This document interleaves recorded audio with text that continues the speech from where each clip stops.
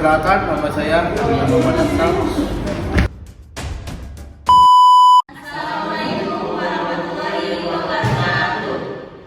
Kami dari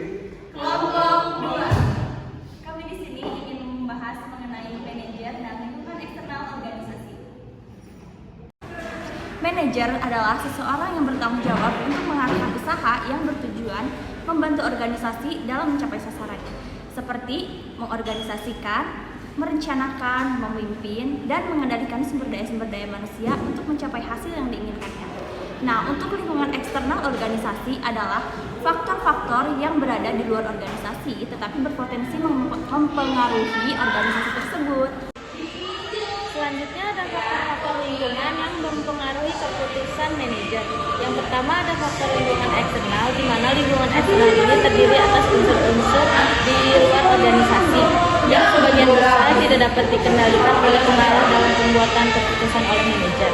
Lingkungan eksternal ini mempunyai baik unsur-unsur yang mempengaruhi langsung terhadap lingkungan eksternal mikro, dan yang tidak berpengaruh langsung itu terhadap lingkungan makro.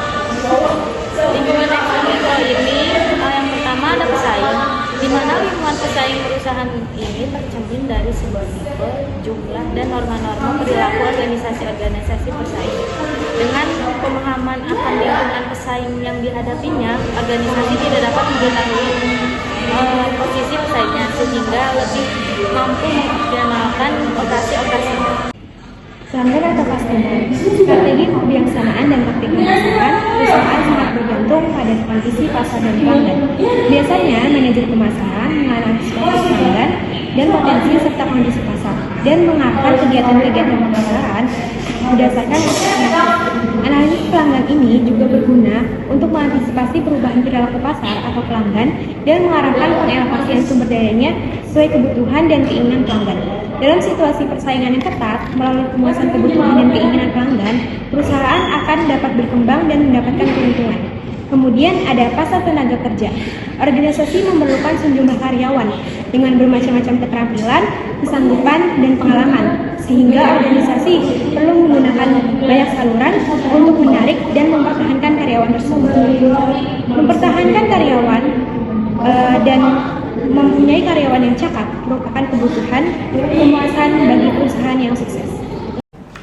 lembaga-lembaga keuangan, organisasi tergantung pada bermacam-macam lembaga keuangan.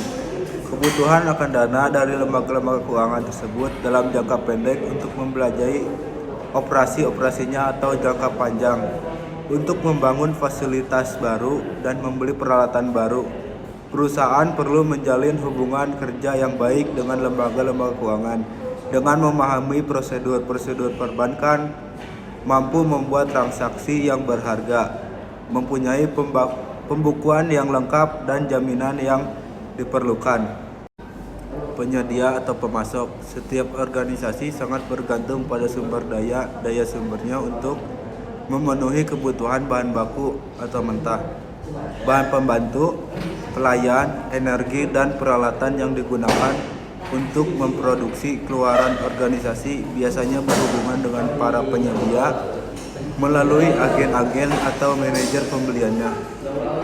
Manajer pembelian selalu harus menilai kemampuan reputasi pelayan, harga, potongan kualitas, dan sebagainya.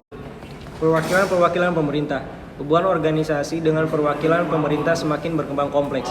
Perwakilan pemerintah ini biasanya menetapkan peraturan-peraturan yang harus dipatuhi organisasi dalam operasinya, prosedur perizinan, dan mengambil tindakan pembatasan lainnya untuk melindungi masyarakat. Di samping itu, perwakilan pemerintah sering merupakan atau menjadi para penyedia dan kreditur besar bagi perusahaan. B. Lingkungan eksternal makro. Lingkungan eksternal makro mempengaruhi organisasi dengan cara yaitu kekuatan-kekuatan di luar tersebut mempengaruhi di suatu organisasi secara langsung atau secara tidak langsung melalui satu ketidakpastian atau lebih unsur lingkungan eksternal makro.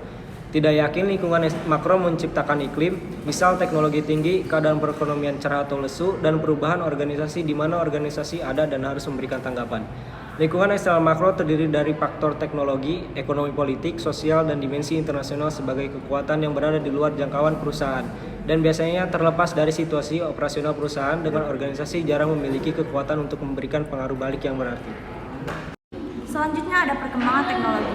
Nah, di setiap komunitas atau industri, tingkat kemajuan teknologi tercermin dalam kualitas produk dan layanan yang diproduksinya, penggunaan peralatan terkait produksi, dan cara di mana berbagai jenis operasi dilakukan.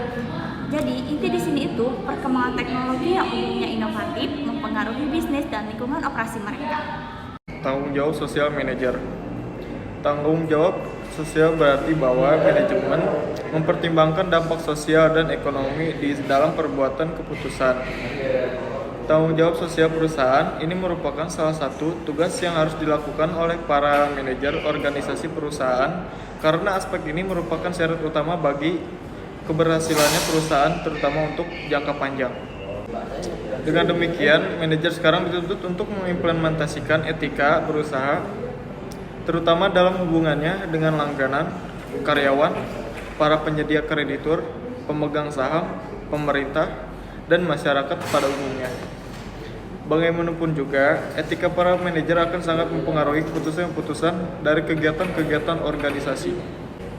Tentunya, etika manajer harus mendasarkan diri pada nilai-nilai atau standar moral yang dianggap baik dan luhur dalam suatu lingkungan atau masyarakat. 5 faktor yang mempengaruhi keputusan-keputusan. Ada 5 faktor yang mempengaruhi keputusan-keputusan pada masalah etika, yaitu yang pertama hukum, yang kedua peraturan-peraturan pemerintah, yang ketiga kode etik industri dan perusahaan, yang keempat tekanan-tekanan sosial, dan yang kelima tegangan antar standar perorangan dan kebutuhan organisasi.